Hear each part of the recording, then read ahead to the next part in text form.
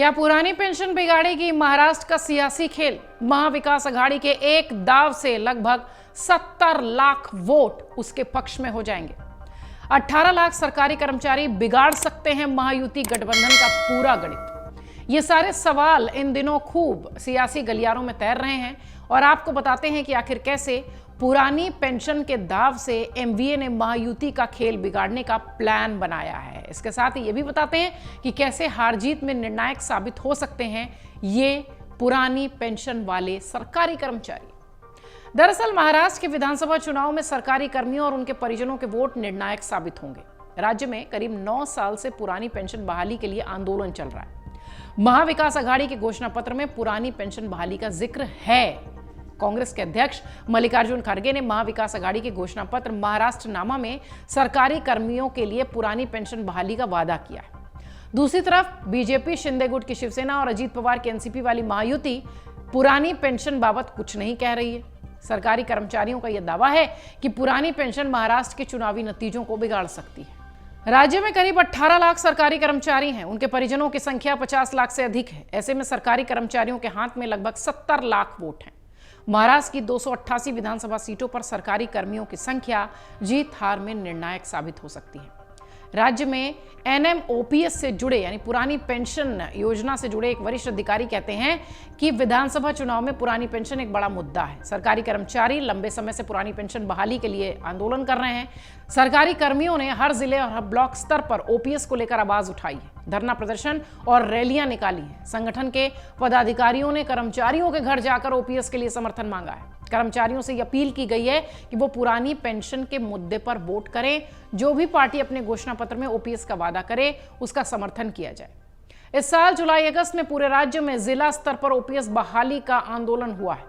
चुनाव में इसका असर दिखेगा। पोस्टल बैलेट में भी पुरानी पेंशन बहाली का मुद्दा अपना असर दिखा सकता है। पदाधिकारियों के मुताबिक एमवीए गठबंधन ने ओपीएस लागू करने को भरोसा दिया है। शिवसेना ने अलग से अपना घोषणा पत्र में जिक्र किया है, ओपीएस को शामिल किया है। कांग्रेस प्रमुख मल्लिकार्जुन खड़गे ने भी कह दिया है कि एमवीए की सरकार बनती है तो ओपीएस देंगे, यानी पुरानी पेंशन जो योजना है उसे बहाल करेंगे। महाराष्ट्र में कुल 18 लाख सरकारी कर्मचारी हैं। इनमें से करीब 8 लाख कर्मचारी एनपीएस में शामिल हैं। एक विधानसभा में लगभग 20,000 सरकारी कर्मचारी आते हैं।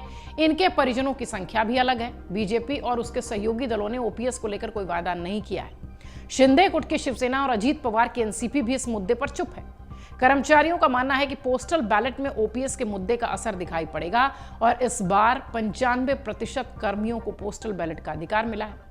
हर विधानसभा क्षेत्र के अनुसार ये संख्या देखें तो 3000 पोस्टल बैलेट बनती है। और लोकसभा चुनाव में महाराष्ट्र की मुंबई नॉर्थ वेस्ट की सीट से एकनाथ शिंदे गुट की शिवसेना के उम्मीदवार रविंद्र दत्ताराम वायकर ने 48 वोटों से जीत दर्ज की थी। अब आप अंदाजा लगाइए कि कितने मार्जिन से जीत हार सुनिश्चित होती हुई दिखाई पड़ रही है। 2024 में उनका मार्जिन बहुत कम रहा था। कुल 3049 पोस्टल वोटिंग हुई थी। इसमें अमोल कीर्तिकर को 1500 वोट मिले थे, जबकि रविंद्र वायकर के खाते में 1549 वोट गए थे और 111 पोस्टल वोट खारिज हुए थे। ऐसे में सरकारी कर्मियों और उनके परिजनों के वोट मायने रखते हैं। जब लोकसभा चुनाव में मायने रखते हैं तो विधानसभा चुनाव में तो बिल्कुल ही रखें। इस साल जब केंद्र सरकार ने यूनिफाइड पेंशन स्कीम लागू की तो महाराष्ट्र ऐसा राज्य था जिसने 48 घंटे के भीतर यूनिफाइड पेंशन स्कीम लागू करने की बात कही। हालांकि केंद्र सरकार 1 अप्रैल 2025 से यूपीएस लागू करने की बात कह रही थी, लेकिन महाराष्ट्र सरकार ने इसे 2 दिन के भीतर लागू करने की घोषणा कर दी। इतना ही नहीं, महाराष्ट्र मंत्रिमंडल ने यूनिफाइड पेंशन स्कीम यानी यूपीएस लागू करने के फैसले को इस साल मार्च से ही प्रभावी भी कर दिया। एनएमओपीएस यानी पुरानी पेंशन जो संगठन है उसके जो अध्यक्ष हैं विजय कुमार बंधु कहते हैं कि पुरानी पेंशन बहाली का मुद्दा महाराष्ट्र विधानसभा चुनाव में असर दिखाएगा। राज्य में लंबे समय तक सरकारी कर्मियों ने ओपीएस के लिए संघर्ष किया है। इसकी मांग को लेकर 26 सितंबर को देश भर में विरोध प्रदर्शन भी किया गया था। एनपीएस और यूपीएस के विरोध में एनएमओपीएस के सदस्यों ने 2 सितंबर से 6 सितंबर तक काली पट्टी बांधकर काम किया। केंद्र सरकार ने यूपीएस में जो प्रावधान किए हैं उन्हें लेकर कर्मचारियों में भारी रोष भी है और यूपीएस तो एनपीएस से भी ज्यादा खराब बता रहे हैं वो लोग। इसमें शिक्षकों और कर्मचारियों और अधिकारियों को मिलने वाले बेसिक पे और डीए के वेतन का 10वां भाग है। सरकार कटौती के नाम पर इसे ले रही है। विजय बंधु ने 29 अगस्त को पीएम मोदी के लिखे पत्र में इस बात का जिक्र भी किया था कि इस कटौती के जरिए जो राशि सरकार अपने पास रखेगी वो कर्मचारियों को नहीं मिलेगी। पुरानी पेंशन व्यवस्था में यदि कोई कर्मचारी स्वैच्छिक सेवानिवृत्ति यानी वीआरएस लेता है तो उसकी पेंशन सेवानिवृत्ति की तिथि से शुरू कर दी जाती है, लेकिन जब यूपीएस में उसे 60 वर्ष के बाद पेंशन देने की बात कही जाती है तो यूपीएस किसी भी तरह से गारंटीकृत पुरानी पेंशन योजना का स्थान नहीं ले सकती। देश के सभी कर्मचारी पुरानी पेंशन बहाली की मांग कर रहे हैं क्योंकि लोक कल्याणकारी राज्य में सामाजिक सुरक्षा सरकार की जिम्मेदारी है। आपको बता दें 288 सदस्यीय महाराष्ट्र विधानसभा के लिए चुनाव 20 नवंबर को एक ही चरण में होंगे, जबकि विधानसभा चुनाव के मतों की गिनती 23 नवंबर को होगी।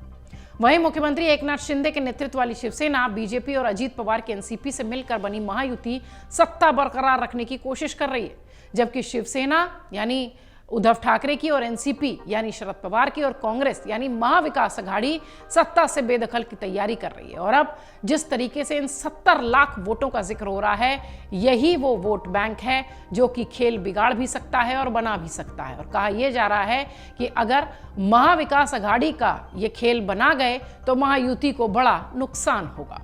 अगर आप ये वीडियो YouTube पर देख रहे हैं तो हमारे चैनल को सब्सक्राइब कर बेल आइकन दबाएं और Facebook पर देख रहे हैं तो हमारे पेज को लाइक करें। 8 मिलियन प्लस सब्सक्राइबर, आपके इस भरोसे के लिए बहुत धन्यवाद।